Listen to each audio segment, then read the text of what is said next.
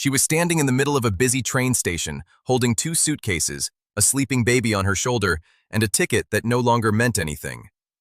Nobody looked at her. Not the man in the pressed suit who walked right past her.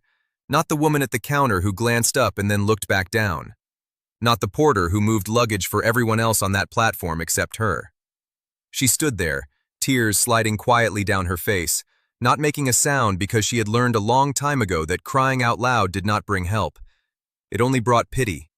And pity never fed a child or paid a rent or told you that everything was going to be all right. Her name was Clara Weston. She was 29 years old. She had $12 in her coat pocket, a baby who was just starting to run a fever, and absolutely nowhere to go. 3 weeks before this moment, her husband had left. Not died. Not disappeared. He had simply packed a bag one Tuesday morning, told her he was not built for this kind of life, and walked out the door. He did not kiss the baby goodbye. He did not leave money on the table. He just left, and the silence he left behind was louder than anything Clara had ever heard in her life. Her own family had not taken her back. Her mother had stood at the door of the house Clara grew up in and said, with a voice as flat and cold as winter ground, that Clara had made her choices, and now she had to live with them. The door closed. Clara stood on that porch for a long moment, the baby in her arms, the cold wind moving through her thin coat, and she understood something that she had been trying not to understand for years. She was alone. Truly, completely alone. She had taken the last of the money from the shared account before her husband could drain it entirely, bought a train ticket west because she had heard there was work in the Western Territories, domestic work, cooking, cleaning, caring for households, and she thought maybe she could start over somewhere that did not know her name or her failure. But the train had been delayed, then rerouted, and now she was standing in Millhaven Station in a town called Grover Falls, Wyoming, and she did not know a single soul within 500 miles. The baby stirred against her shoulder. Little May, 14 months old. Brown eyes like her father, thankfully nothing else like him. May made a small sound, the kind that comes just before crying, and Clara swayed instinctively, pressing her lips to the top of May's head and whispering, "I've got you. Mama's got you." She did not feel like she had anyone. If you have ever felt invisible in a crowd, if you have ever stood somewhere public and felt completely alone, if you have ever needed help and watched the whole world walk past you, then you already know exactly how Clara felt in that moment. And if this kind of story speaks to your heart, stay with me, because what happens next is the kind of thing you do not forget. There was a bench near the far wall of the station. Clara moved toward it slowly, the suitcases heavy in her hand, the baby growing heavier by the minute. She sat down. She set the bags at her feet. She shifted May against her chest and pressed her eyes closed for just a moment, trying to think, trying to make a plan out of nothing. That was when she heard the boots. Not hurried boots. Not the quick, sharp sound of someone trying to catch a train or make an appointment. These were slow, deliberate boots, the kind that belonged to a man who is used to walking on uneven ground, on mud and rock and long stretches of open land. They stopped in front of her. She opened her eyes. He was tall. That was the first thing she noticed. Tall and broad, wearing a worn brown coat and a hat that had seen at least a decade of hard weather. His face was not soft. It was the kind of face that had been shaped by the outdoors, by wind and sun and long, quiet days. There were lines around his eyes that did not come from laughing, but from squinting against bright skies. His jaw was set. His expression was not warm, exactly, but it was not cold either. It was something she could not quite name at first. He was looking at her the way you look at something that does not add up. Not unkindly, just carefully. "You need something?" he said. His voice was low, direct. There was no small talk in it, no performance of politeness, just a plain, simple question. Clara straightened. She had enough pride left for that. "I'm fine," she said. He looked at the two suitcases. He looked at the baby. He looked at the tears that she had not quite finished wiping from her face. "You don't look fine," he said. She almost said something sharp back. She was tired enough and hurt enough to have edge in her, and this man, this stranger with his slow boots and his blunt words, had walked right up to the edge of something tender without apparently noticing. But then May made that sound again, that small pre-cry sound, and Clara closed her eyes briefly, and all the edge just left her like air from a punctured tire. "I'm trying to find lodging," she said quietly. "I don't know this town. I don't have much money, and my baby is starting to feel warm." She had not meant to say all of that. She had not meant to say any of it, but something about the way he asked, without flinching, without the sideways look of discomfort that most people got when confronted with someone else's trouble, had loosened something in her chest. He was quiet for a moment. He looked at the baby again. Something moved across his face. She could not read it. "There's a boarding house on Clement Street," he said. "Mrs. Aldridge runs it. She's fair. Won't turn away a woman with a child." He paused. "I can take you there." Clara looked up at him.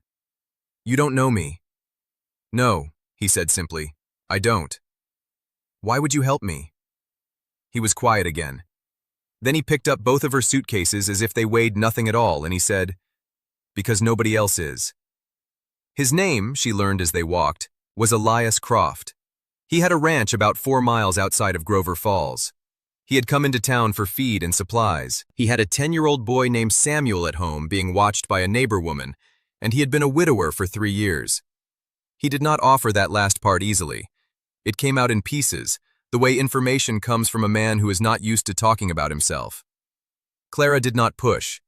She walked beside him in the cold afternoon air, May against her shoulder, and she listened to the pieces and fit them together quietly in her mind. Mrs. Aldridge's boarding house was a wide, cream-colored building with a porch and 2 rocking chairs and a sign that had been repainted recently. The woman who answered the door was stout and gray-haired and had the particular look of someone who had seen everything and was not surprised by any of it. She looked at Clara. She looked at the baby. She looked at Elias. "Room's $4 a week," she said. "Meals included. No noise after 9. Clara counted out what she had. Mrs. Aldridge watched without expression. "I'll cover the first week," Elias said from behind Clara. Clara turned around. "You don't have to do that." "I know," he said. She wanted to argue. She was built for arguing, for refusing help because help always came with strings, always came with weight, always came with the kind of debt that followed you into rooms and sat in the corner watching. But May made a small, feverish whimper, and Clara pressed her mouth together and looked at this quiet man in his worn coat, this stranger with slow boots and plain words, and she said, "I'll pay you back." "All right," he said. He left shortly after. No grand goodbye, just a tip of his hat to Mrs. Aldridge, a brief glance at Clara, a look at the baby that lasted a moment too long, and then he was gone. Clara stood in the small, clean room Mrs. Aldridge showed her, and sat on the edge of the bed and held May close and cried. Not the silent public tears of the train station, real crying, the kind that comes when someone is kind to you after a long time of no kindness, when one small act of help breaks something open that you did not know was sealed so tight. She did not expect to see him again. She was wrong.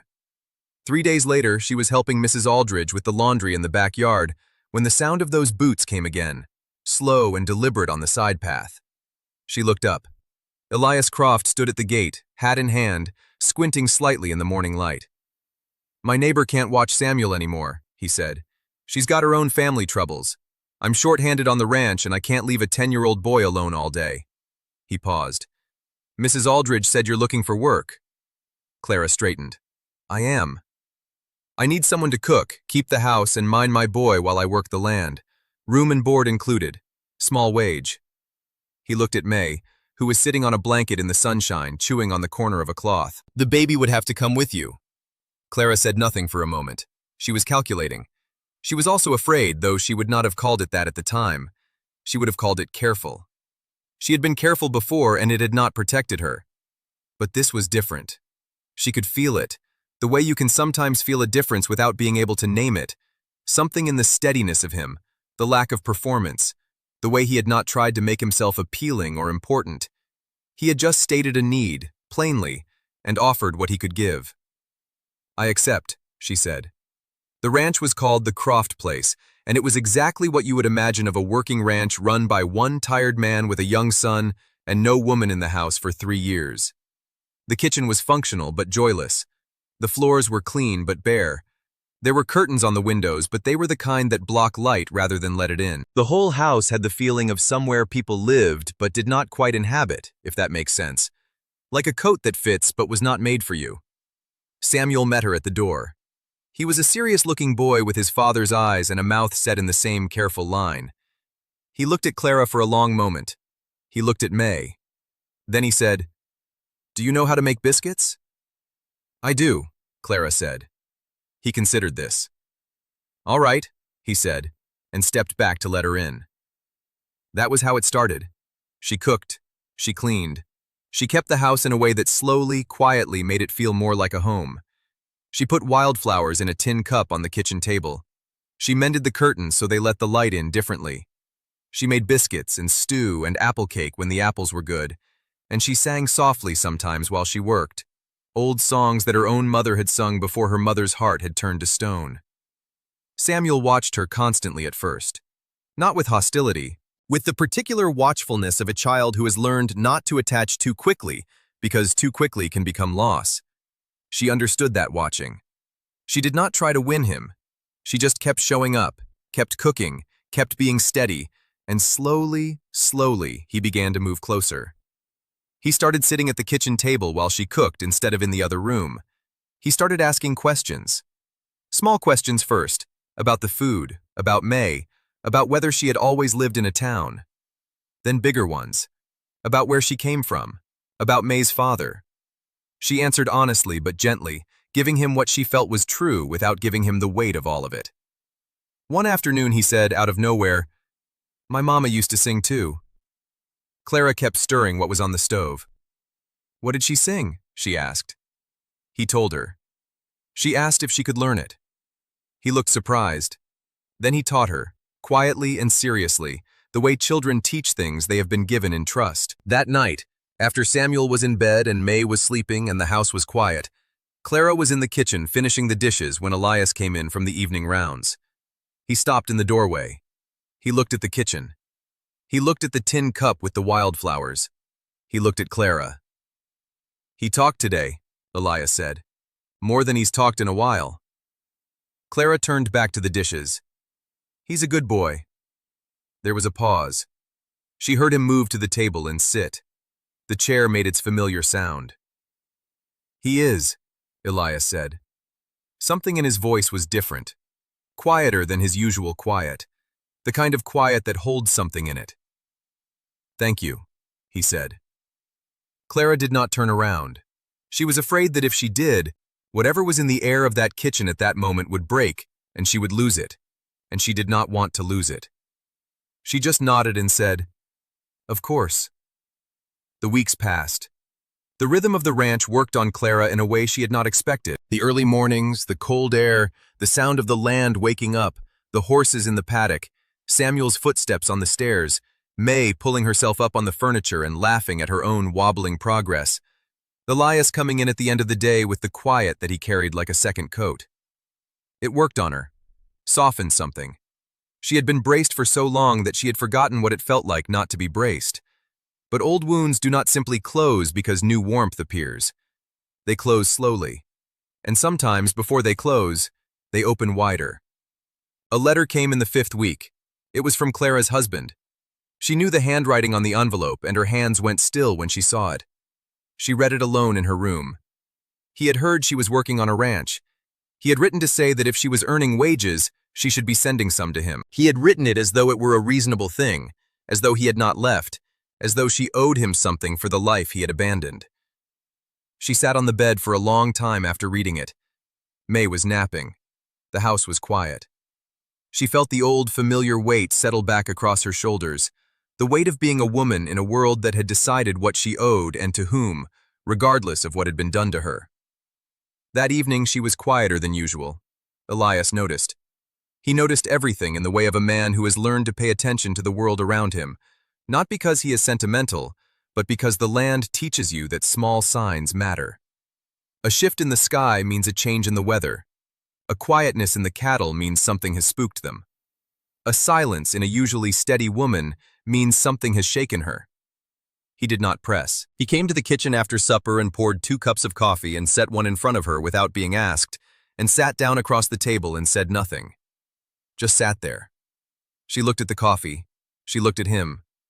And then, because he was not asking and because she was so tired of carrying things alone, she told him. All of it. Not just the letter, but the leaving, and the door closing, and the train station, and the $12, and the way no one had looked at her. He listened. He did not move. He did not make sounds of sympathy or offer opinions.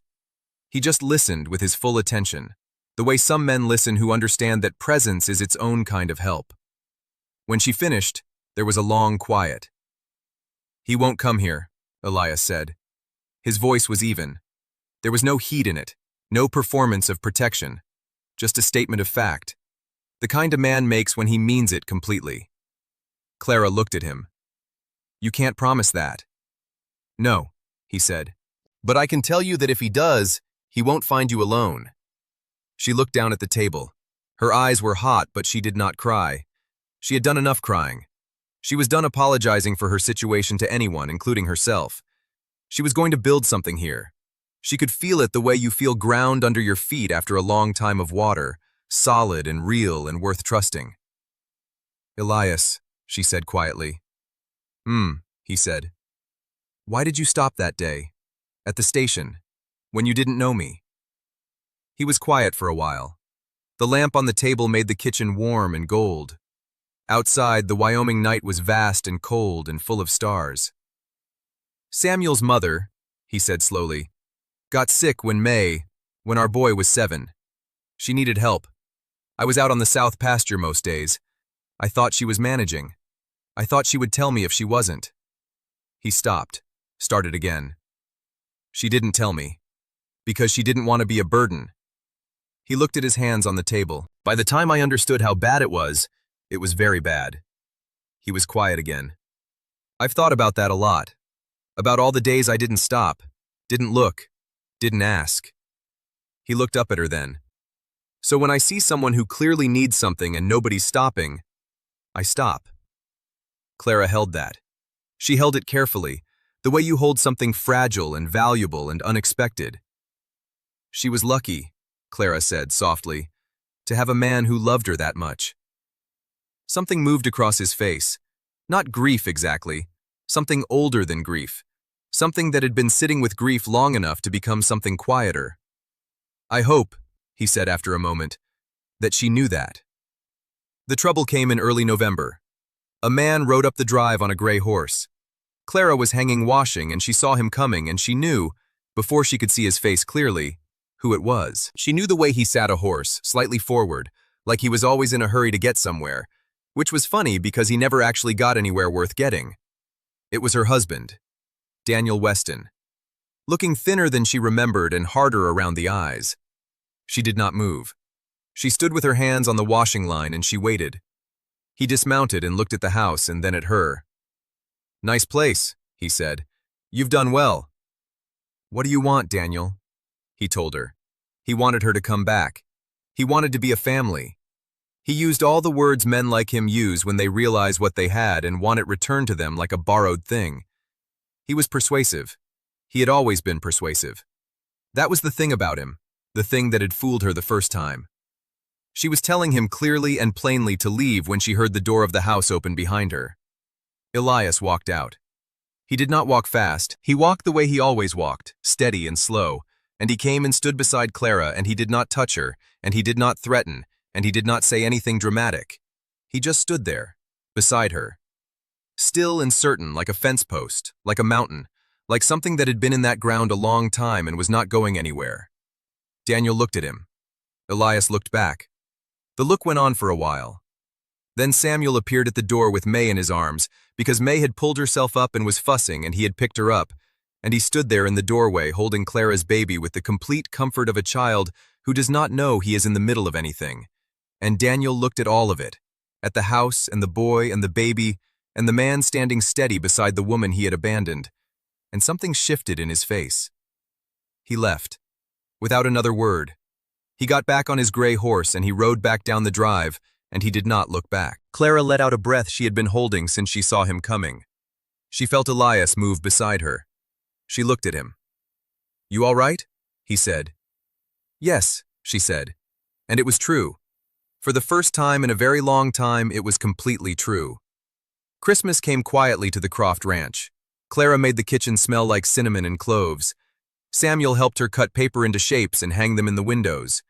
May took her first real steps on the kitchen floor on a Tuesday morning in December, and both Samuel and Elias were there to see it. And the sound Samuel made when she did it, that surprised, delighted, completely unguarded sound, was one of the most beautiful things Clara had ever heard.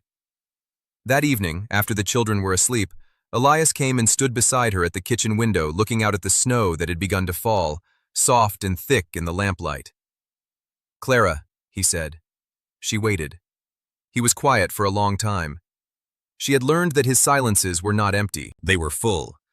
"I don't want you to go," he said. "Not at the end of winter. Not at the end of any season." Another pause. "I know that's not a small thing to say. I know you've been hurt, and I know you've got reasons to be careful. I'm not asking you for anything you're not ready to give." He turned to look at her then, and in the lamplight his face was open in a way she had not seen it before, the careful lines all soft, all present, all entirely honest. "I'm just asking you to know that this is home. If you want it. For you and for May. This is home." Clara looked at the snow.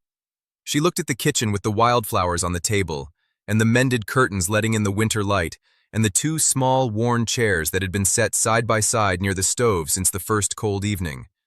She looked at this man who had stopped in a train station when no one else had, who had sat across a table and listened, who had stood beside her without being asked and without making it about himself, who had given her the one thing she had never had enough of, steadiness, simple, unperforming, unbreakable steadiness.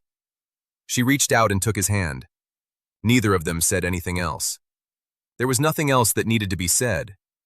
Outside, the snow kept falling, soft and clean over the Wyoming land, covering the old ground with something new, something quiet and white and full of promise.